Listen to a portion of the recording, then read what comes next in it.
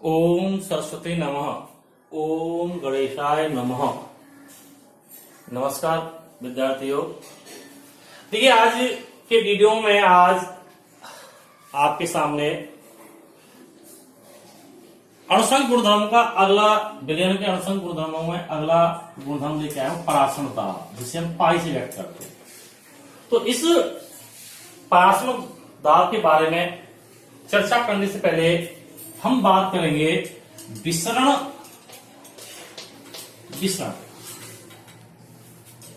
है ना, एवं परासरण की। इसकी बेटा विसरण की और परासरण। देखिए बेटा, विसरण और परासरण दो अलग अलग प्रक्रिया है। क्या बेटा, दोनों ही अलग अलग प्रक्रिया है ना। तो सबसे पहले हम बात कर रहा हूं विसरण की। विसरण क्या है कि देखिए आपने देखा होगा अचानक आंधी तूफान आ जाते हैं। क्यों आ जाते हैं? तो हमने सोशल स्टडी में पढ़ा है कि हमारे ब्रह्मांड का वायुमंडल का जो है वायुदाब हर जगह समान है, लेकिन जहां पर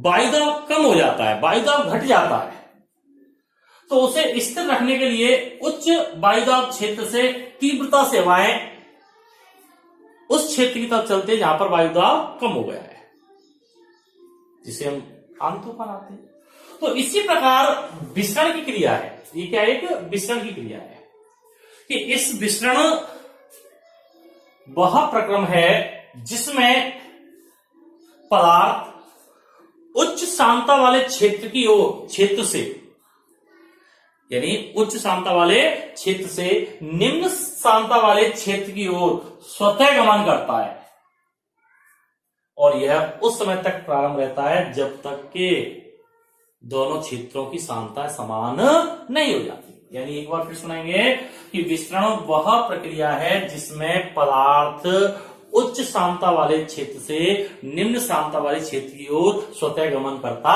है। जैसे मैंने मान लीजिए एक बीकर में जल ले लिया। क्या ले लिया? जल भर लिया, और जल भरने के बाद इसमें थोड़ी सी एक दो बूंद मैंने क्या है, एक दो बूंद मैंने स्याही की टिपका दी। स्याही तो आप देखेंगे धीरे धीरे स्याही का क्षेत्र बढ़ता चला जाता है। जो स्याही इस तरह से फैलती चली जाती है और लास्ट में जाकर के संपूर्ण सतह पर होते हुए पदार्थ फैल जाती है। तो ये क्या है? विसरण का गुण है। स्याही की जो बूंद थी वहां पर सांद्रता कम थी, सांद्रता अधिक थी, वहां पर सांद्रता अधिक थी, और बीकर के अंदर स्याही की सांद्रता शून्य थी। तो धीरे धीरे उस सांद्रता वाले क्षेत्र से निम्न सांद्रता वाले क्षेत्र में वितरित होती गई। तो ये विसरण है ना। तो विसरण, दूसरा उदाहरण आप ये समझ सकते हैं, कमरे के एक कोने में आपने इत्र की शीशी खोल दी, तो शीशी के अंदर इत्र जो परफ्यूम है, जो खुशबू है वाली गैस है, उसकी मात्रा अधिक है। कमरे में क्या शून्य थी? तो गैस जैसे कोने में आपने शीशी के ढक्कन को खोला, वो धीरे धीरे संपूर्ण कमरे में फैल गई। तो ये विसरण है।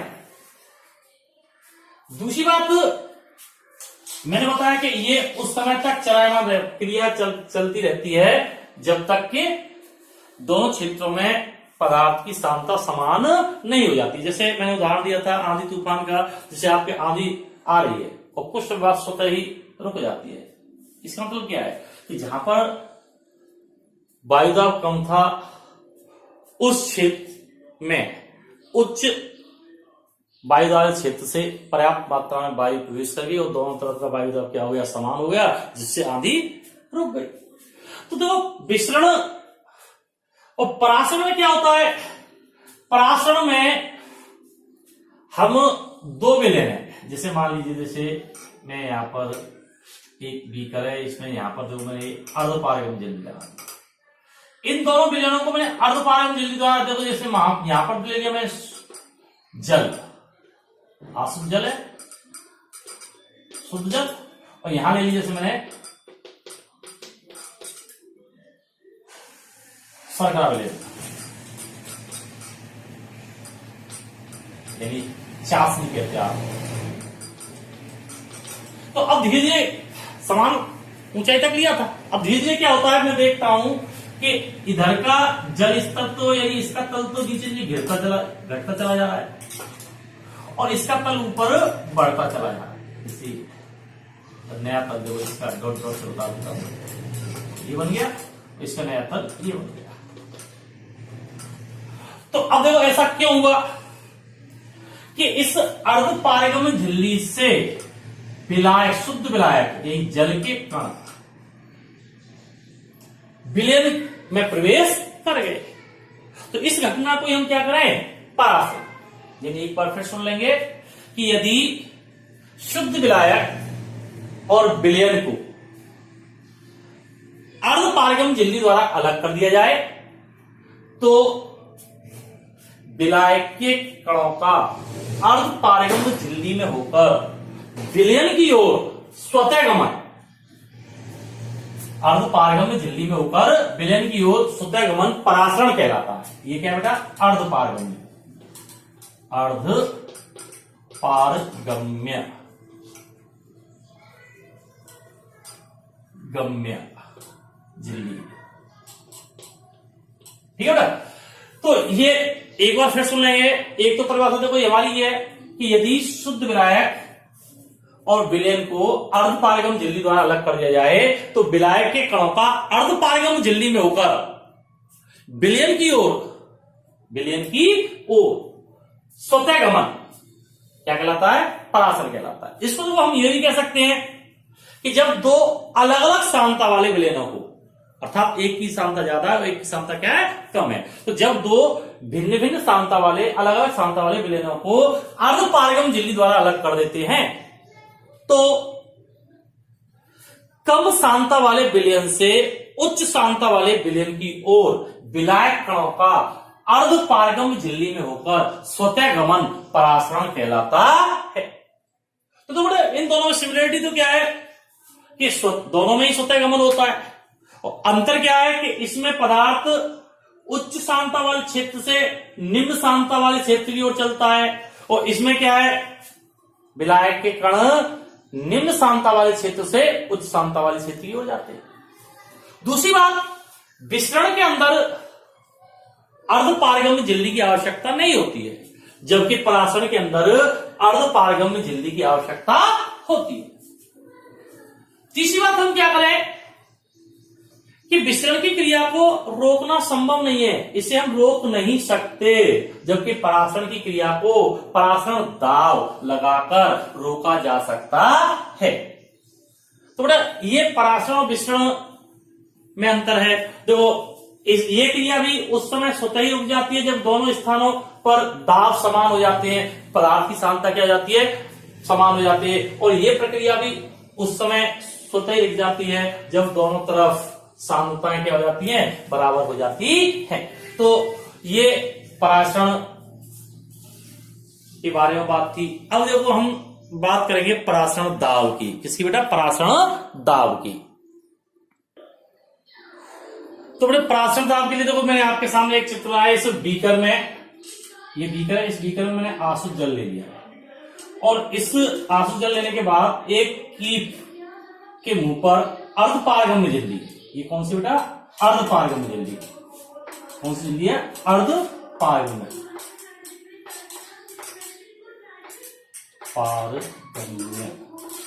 झिल्ली, अर्ध पारगम्य झिल्ली लगा करके सरकरा विलयन नहीं चाशनी बढ़ गई। देखो यहां तक ये प्रारंभिक तल है चाशनी का, जो ये तल क्या है, प्रारंभिक तल, जिसको मैंने ए माना है।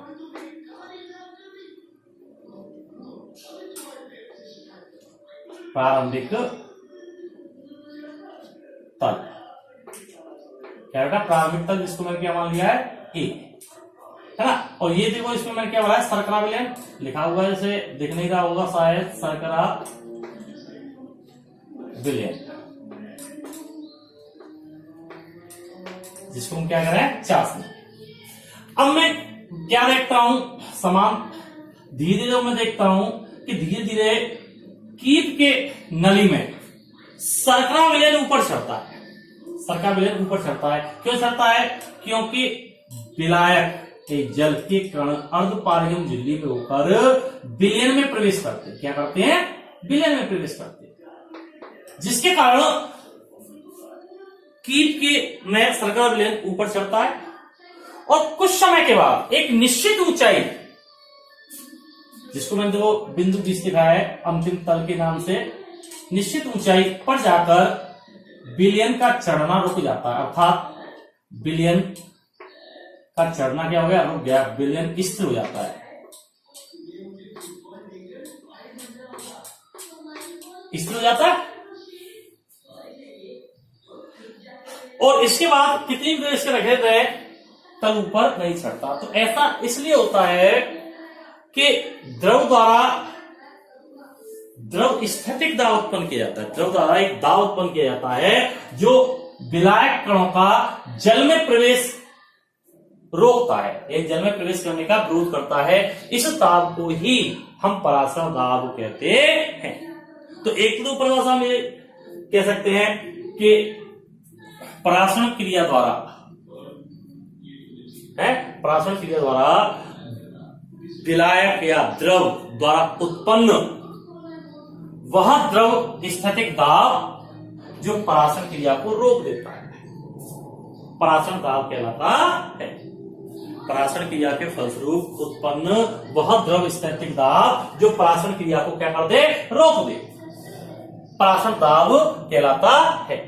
दूसरी बात देखो, इसको हम यूं भी परिभाषित कर सकते हैं कि जैसे हम दो अलग अलग विलयन है, बर्कले हार्टले विधि द्वारा इसको हम लोग इस प्रकार परिभाषित कर सकते हैं। जैसे मैं आपके सामने चित्र बना रहा हूं कि जैसे हमने एक यू आकार का पात्र लिया,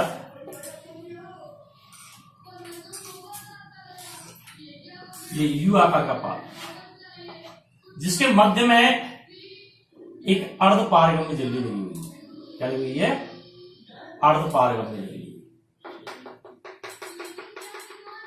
और दो पिस्टन लगे हुए हैं, पिस्टन P1 और P2।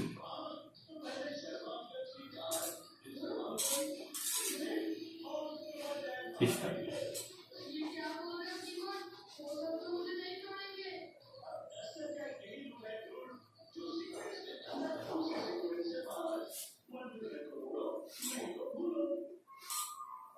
तो भाई दो पिस्टन लगे हुए हैं P1 और P2। ठीक है भाई। चित्र दर्शानुसार हमने एक यू आकार के पात्र में जिसमें मध्य में अर्धपारगम झिल्ली लगी हुई है और दो पिस्टन P1 और P2 लगे हुए हैं। तो एक भाग में जिसमें शुद्ध विलायक जल भर लिया, क्या भर लिया? जल। और दूसरे में समान ऊंचाई तक शर्करा विलयन भर लिया। अब मैं देखता हूं कि धीरे धीरे जो पिस्टन P1 है वो नीचे गिरता है, ये नीचे गिरता है और ये पिस्टन P2 धीरे धीरे ऊपर उठता है। कहा जाता है? ऊपर उठता है।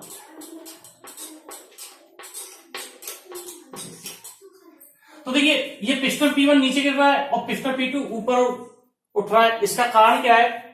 परासरण क्रिया कि विलायक के कण अर्धपारगम झिल्ली में होकर विलयन में प्रवेश करते हैं। तो इस परासरण क्रिया के कारण पिस्टन P1 यही नीचे आता है और पिस्टन P2 ऊपर जाता है। देखो मैंने ये दिखा दिया अंतिम तल ये है और इसका देखो अंतिम तल, ठीक है ना। तो ये तो प्रारंभिक तल था जैसे A और ये क्या है? अंतिम तल V। इसमें देखो ये प्रारंभिक तल A और ये अंतिम तल V है ना। तो इसको देखो मैंने इसे मैंने B डैश से व्यक्त कर दिया और इसको A डैश से व्यक्त कर दिया, ठीक है ना। तो अब मुझे पिस्टन P1 को अपनी पूर्व स्थिति में लाना है। क्या लाना है? पूर्व स्थिति। तो इसके लिए मैं क्या करूंगा? इस पिस्टन P2 पर अर्थात विलयन के ऊपर दाब आरोपित कर दूंगा। पिस्टन P2 को क्या करूंगा, दबाऊंगा।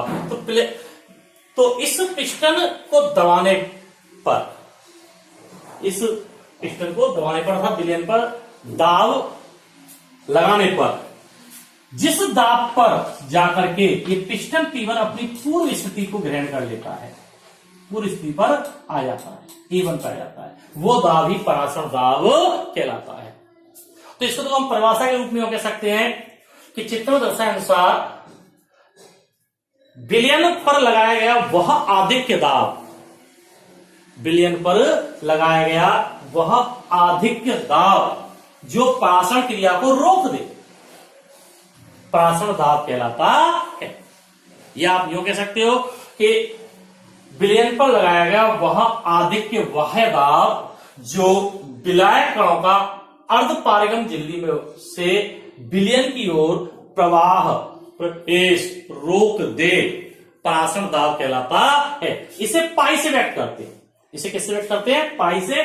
और इसे निम्न सूत्र द्वारा निकालते, तो कैसे निकालते हो, यहां से यहां तक इन दोनों के तलों के बीच की दूरी का अंतर, जैसे यहां से यहां तक ये मान लिया, जैसे ये और ये, चाहे यहां से यहां तक ले लो h, क्या मान लिया मैंने, h। तो देखो पाई बराबर क्या होता है, d विलयन का घनत्व, g गुरुत्वाकर्षण बल और h ऊंचाई, है ना। तो परासरण दाब पाई बराबर क्या होगा, dgh। दो परासरण दाब की परिभाषा हमारे पास इस प्रकार है ना। तो एक बार फिर सुन लेंगे, दो परिभाषा कि परासरण क्रिया के फलस्वरूप उत्पन्न द्रव स्थैतिक दाब जो परासरण क्रिया को रोक देता है,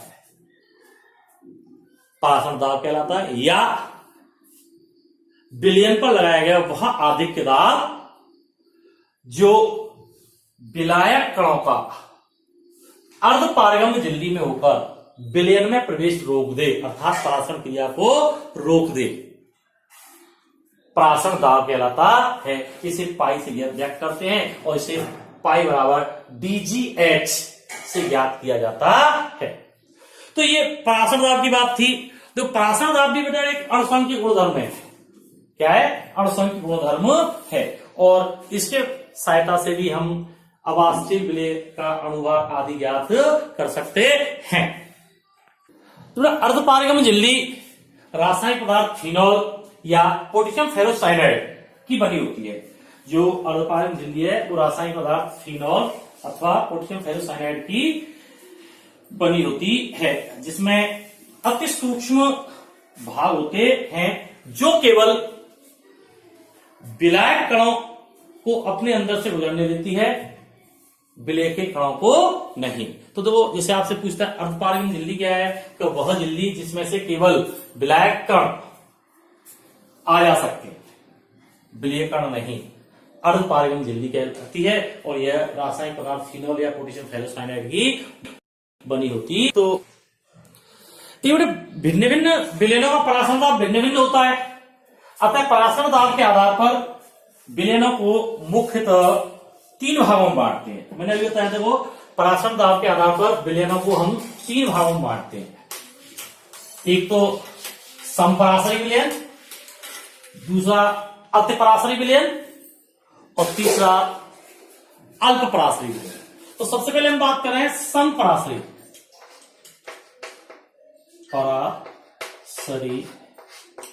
विलयन। देखो दो या दो से अधिक ऐसे विलयन जिनका परासरण दाब समान होता है।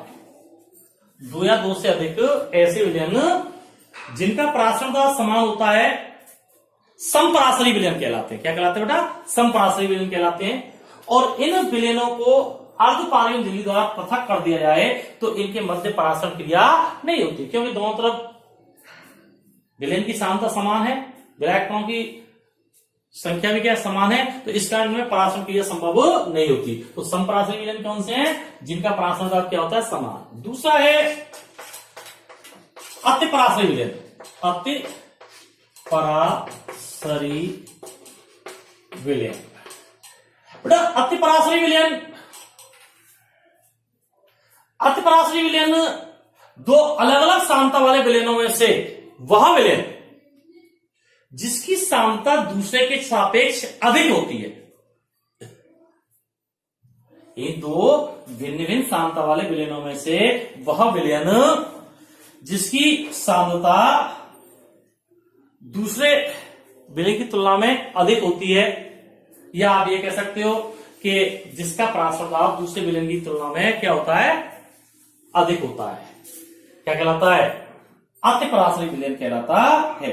यानी सीसी वार्ता में दो भिन्न भिन्न परासरण दाब वाले विलयनों में से वह विलयन जिसका परासरण दाब अधिक होता है अति पराश्रयी विलयन कहलाता है। और थर्ड बात हम बात करें अल्प पराश्रयी विलयन। अल्प पराश्रयी विलयन बेटा दो भिन्न भिन्न परासरण दाब वाले विलयनों में से वह विलयन जिसका परासरण दाब दूसरे के सापेक्ष कम होता है अल्प पराश्रयी विलयन कहलाता है।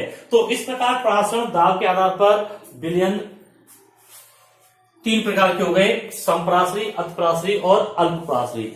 अब हम बात करते हैं परासरण दाब के नियम, परासरण के नियम या परासरण दाब के नियम।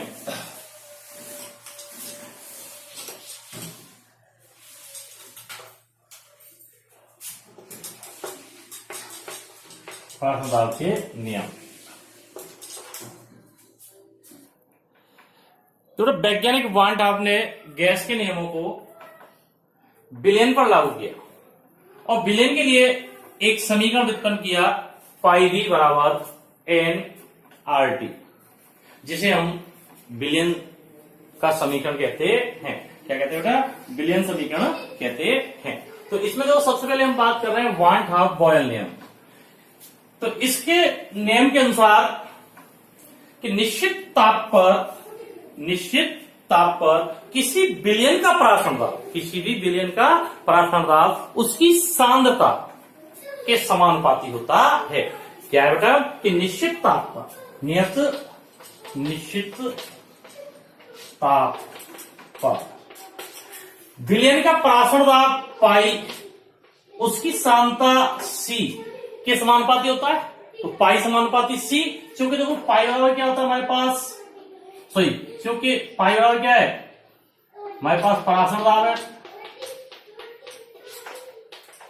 और सी बराबर क्या है, सांद्रता, और क्योंकि सांद्रता बराबर क्या होता है हमारे पास 1/v यानी आयतन।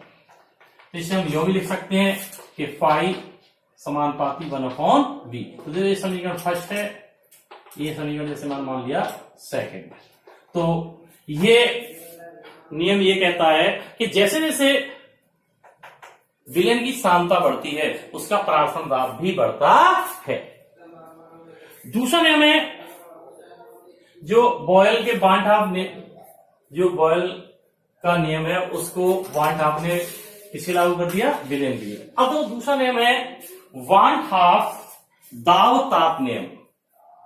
दूसरा जो नियम है वांट हाफ दाब ताप नियम। इस नियम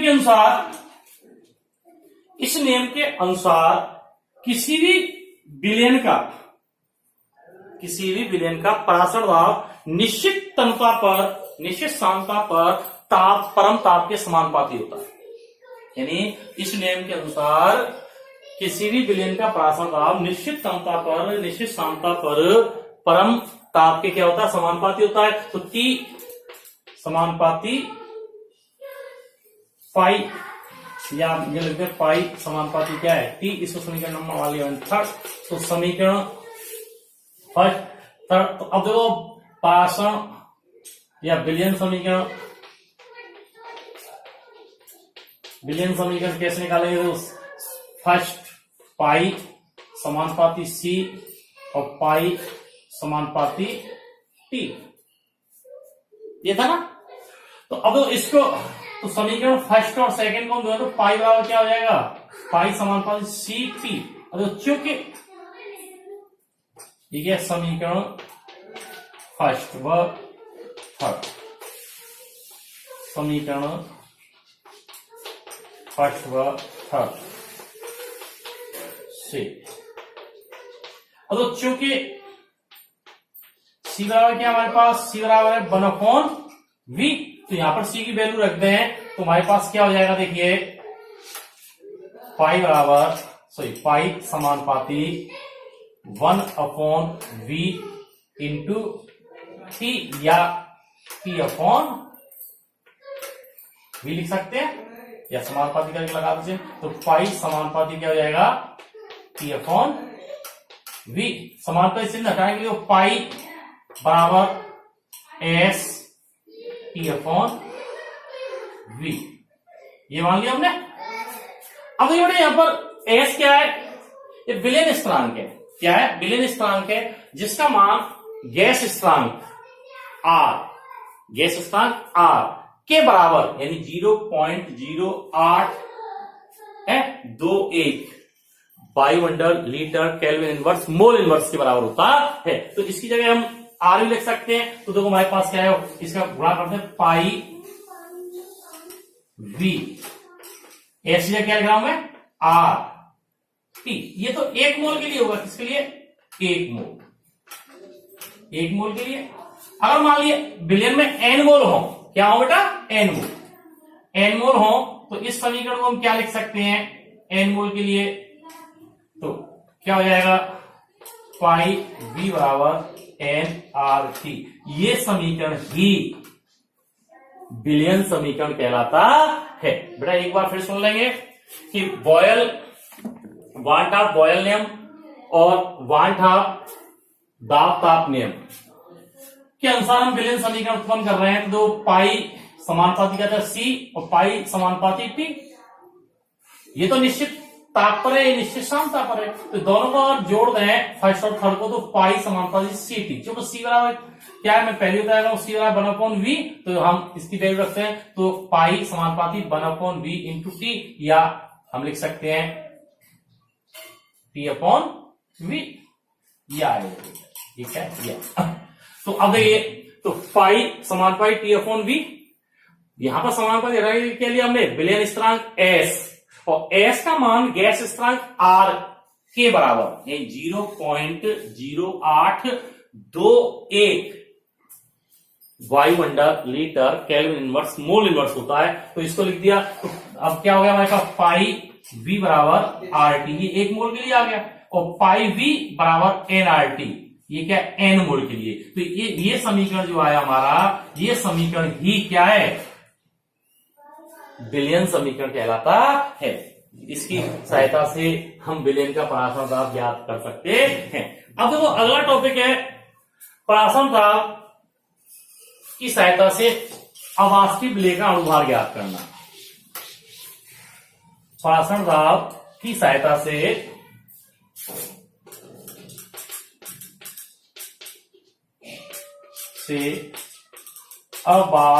अवाष्पशील विलेय का अणुभार ज्ञात करना। तो मतलब हम जानते हैं कि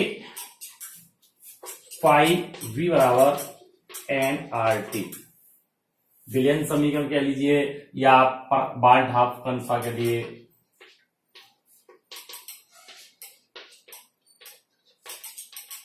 बार्न हाफ के अनुसार। तो अब देखिए हमें एन बराबर क्या होता है, एन बराबर क्या है, विलेय के मोल। विलेय के मोल जैसे हम मानते चले आए शुरू से ही कि विलेय की ग्राम मात्रा WV बटे विलेय का अनुवाद MV।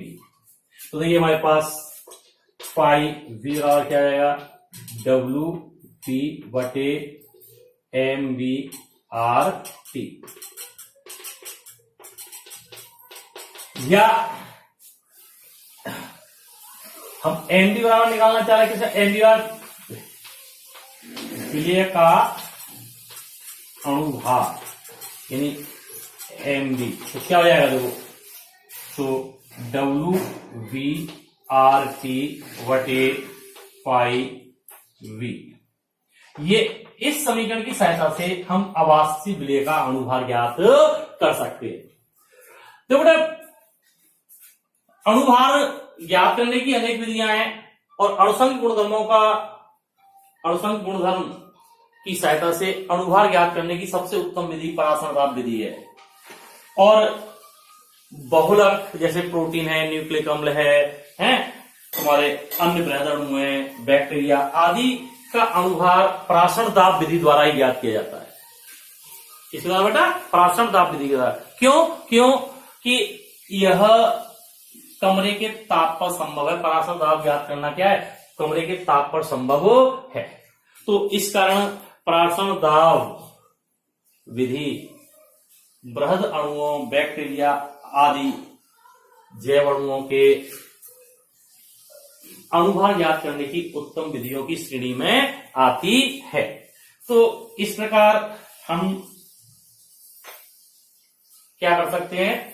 किसी भी विलयन के पराशर दाब से आवासीय विलेय का अणुभार ज्ञात कर सकते हैं। अब तो इसमें एक छोटा सा टॉपिक आता है प्रतिलोम पराशरण। कौन सा? प्रतिलोम पराशरण या व्युत्क्रम पराशरण।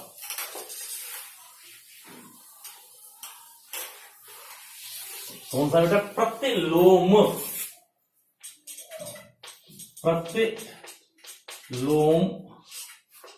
पराशरण या व्युत्क्रम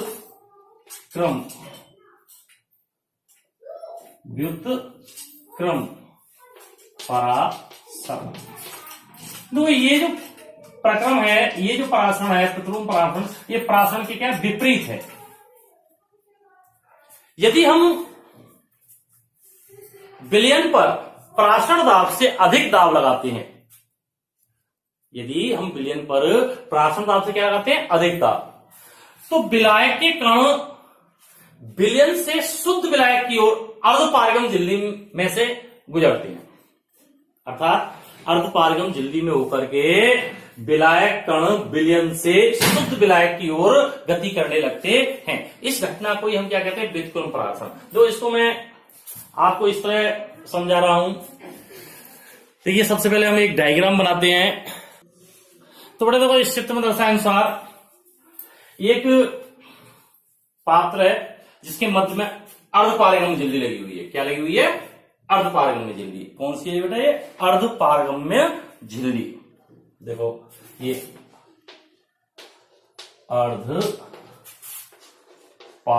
अर्धपारगम्य झिल्ली।